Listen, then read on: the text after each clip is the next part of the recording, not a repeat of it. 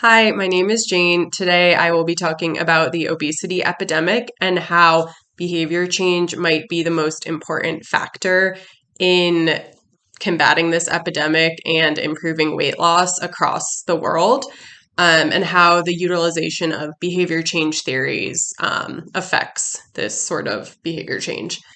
So the study that I decided to look at was called the Transtheoretical Model is an Effective Weight Management Intervention, a randomized controlled trial. And in this study, researchers evaluated how successful the transtheoretical model was in weight loss for obese women in Brazil. So, as I mentioned, obesity is a global health epidemic, and weight loss is really the only effective sort of treatment here. So, weight loss can restore health and well being. So, it's imperative that there are effective, sustainable strategies available to prevent and combat obesity. Currently, treatment for obesity involves lifestyle changes, medication, and various different surgeries.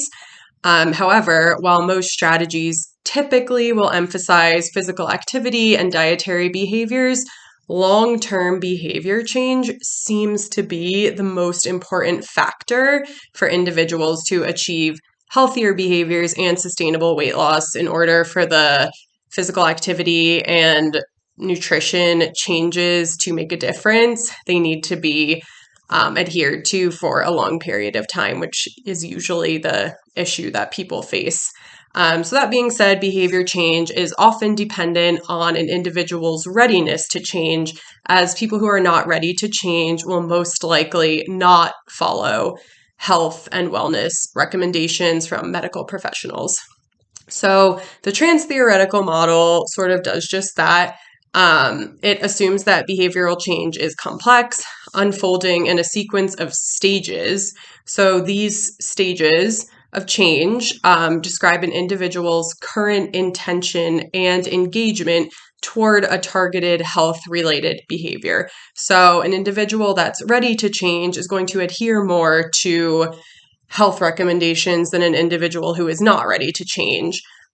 So these 5 stages of change in this model can be described as the pre-contemplation stage, which is individuals who are not ready to make a change. They haven't thought about making a change. They're not going to make a change anytime soon. The second stage is the contemplation stage, and this is individuals who recognize that a need for change is needed, but they haven't made a commitment to take action yet.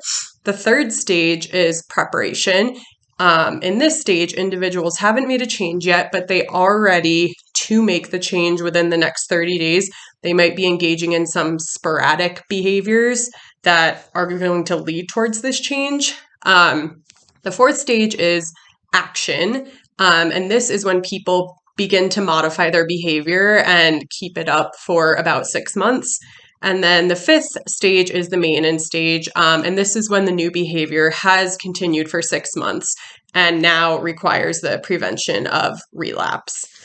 So although this model is used to treat various health behaviors, there's little evidence of its effectiveness to induce weight loss. So this study actually aimed to evaluate the effect of an individualized intervention based on the transtheoretical model and the stages of change for the weight management of overweight and obese women in a Brazilian primary healthcare service.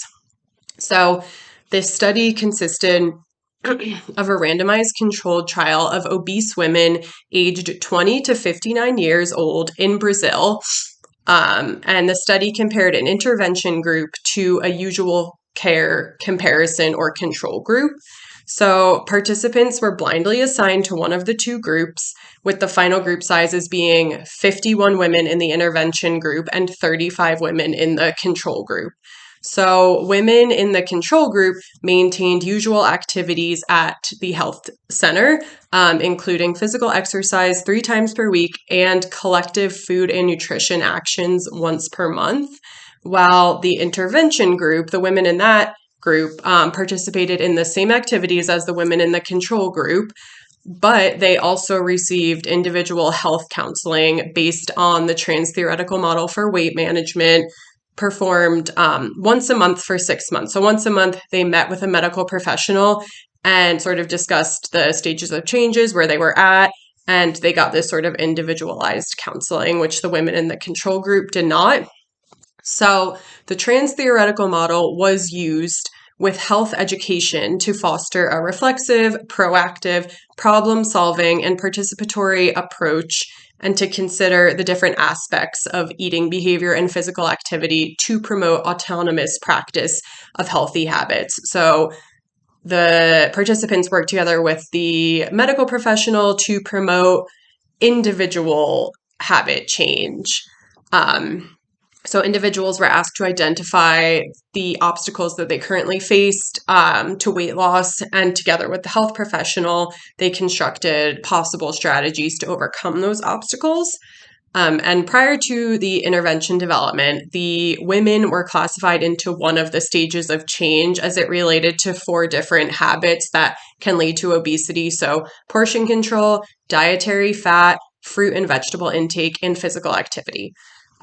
Each group was interviewed by researchers 3 months and 6 months into the study to assess their adherence and if their spot on the stages of changes had changed at all. And by the end of the 6 months, researchers found that the transtheoretical model-based intervention was an effective strategy for weight reduction in primary healthcare, which led to positive effects concerning nutritional status, dietary behaviors, and waist circumference. On the other hand, the control group was not successful in controlling or losing weight during the 6 months of the trial. The stages of change evolution that the intervention group experienced over the course of the study was a huge factor in helping weight loss to occur.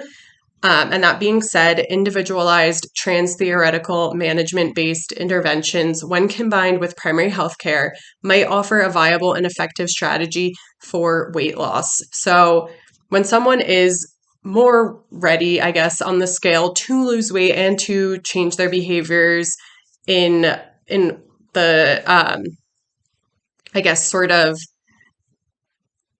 in the interest of their health, then that person is going to succeed more than somebody who's, say, in the pre-contemplation stage and who's not ready to make those changes for themselves yet. Working together with a medical professional with this model is a great way to begin that process and start that behavior change.